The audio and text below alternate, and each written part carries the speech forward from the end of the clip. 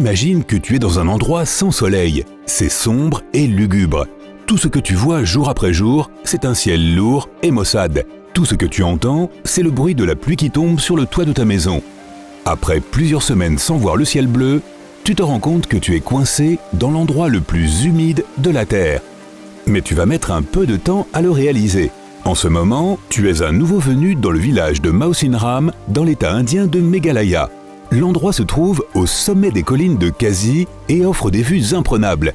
Du moins, c'est ce que tu as vu sur Internet. Jusqu'à présent, tout est à la hauteur de tes attentes. Toute cette verdure luxuriante est incroyablement rafraîchissante après la chaleur des plaines. Tu apprécierais encore plus l'endroit sans ces fortes pluies persistantes.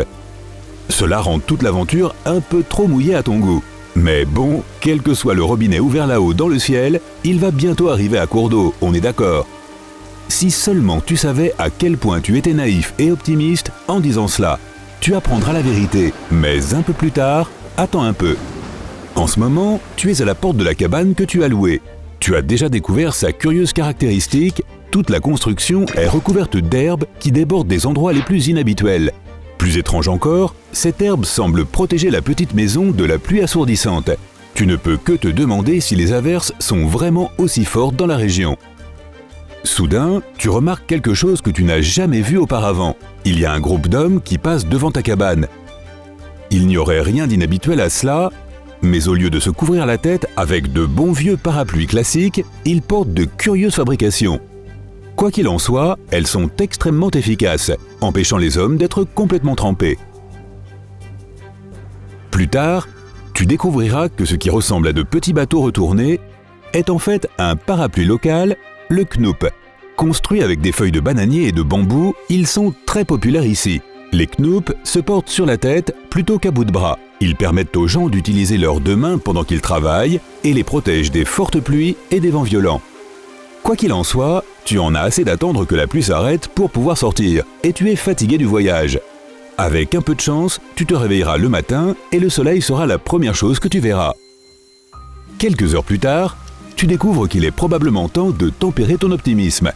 Lorsque tu ouvres les yeux, il fait sombre dehors et la pluie continue de tomber sur le toit. Tu regardes par la fenêtre. Waouh! Un épais brouillard cache les arbres les plus proches, les bâtiments et même la route devant ta maison. Ou est-ce un nuage dans lequel tu te trouves? Quoi qu'il en soit, cela donne aux environs un air mystérieux et sinistre. Le blanc cauchemardesque du rien qui t'entoure te donne des frissons. Il fait également sombre à l'intérieur. Même s'il fait jour, tu commences vite à t'ennuyer. Ah, tu ne te plaindrais pas si tu savais que les villageois ne sortent parfois pas pendant des mois et des mois. Tu vérifies encore une fois et le nuage, ou est-ce un épais brouillard, semble être passé. Il pleut toujours très fort, mais tu décides que tu en as assez de rester à l'intérieur. Il est temps d'explorer les alentours. Tu n'as aucune idée que c'est au cours de cette aventure que tu vas trouver les réponses à toutes les questions qui te tourmentent l'esprit. Et la plus importante d'entre elles est « Cette pluie va-t-elle s'arrêter un jour ?» Attention, tu pourrais ne pas aimer ce que tu vas découvrir.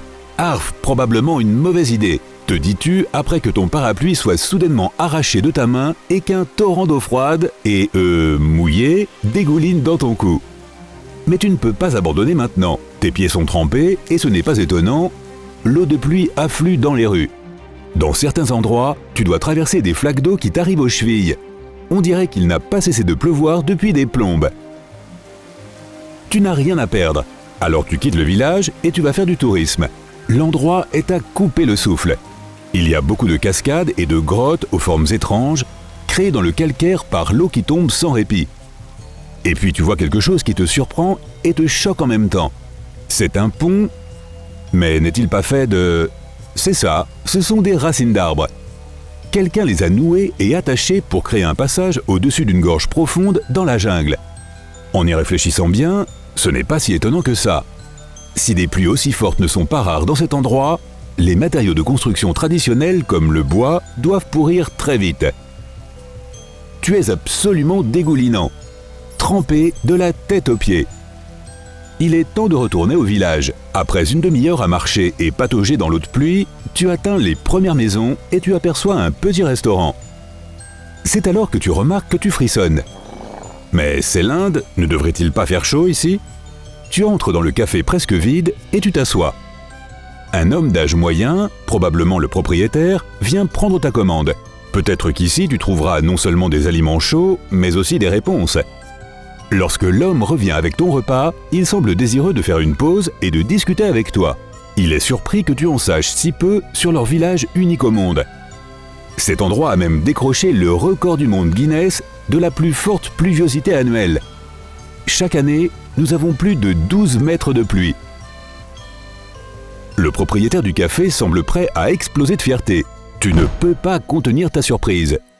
Il pleut tellement que la statue de la liberté serait dans l'eau jusqu'aux genoux. L'homme continue, mais il fait rarement chaud à Mawsynram. Les températures moyennes y varient de 11 degrés Celsius en hiver à 20 degrés Celsius en été. Au fait, si tu venais en janvier ou février, tu verrais la saison sèche. Oh super! Qui aurait cru que tu devrais venir ici en hiver? Mais l'homme n'a pas fini. Pendant cette saison, nous n'avons pas beaucoup de pluie, juste un peu plus de 5 cm. Donc ce n'est pas non plus sec. Et enfin, le propriétaire est prêt à dévoiler la raison pour laquelle son village natal voit tomber plus de pluie que tout autre endroit sur la planète. Il n'y a pas une, mais 3 raisons à cela. L'une d'entre elles est la mousson. Pendant cette période, les vents chauds et humides du golfe du Bengale se déplacent vers le nord. Ils se rencontrent au-dessus des collines de Khasi, ce qui concentre toute l'humidité qu'ils contiennent. Et comme les collines de Khasi s'étendent d'est en ouest, elles se retrouvent dans le chemin de ces terres provenant de l'océan. Pendant la mousson, des vents violents attirent l'air humide de l'océan au-dessus des collines et dans la haute atmosphère. Et c'est une autre chose qui rend les précipitations si continues. Il y a de l'admiration dans la voix du propriétaire du café lorsqu'il termine son discours. Il pleut beaucoup ici, c'est vrai. Je me souviens de cette fois où la saison des moussons durait 2 ans. Et il n'y avait aucune interruption de la pluie. Quand ça arrive, il n'y a plus qu'à attendre. Mais nous sommes habitués. Tôt ou tard, tu t'y habitueras aussi. Si tu as appris quelque chose de nouveau aujourd'hui, alors mets un like à cette vidéo et partage-la avec un ami. Et voici d'autres vidéos que tu devrais apprécier. Il te suffit de cliquer à gauche ou à droite et de rester du côté sympa de la vie.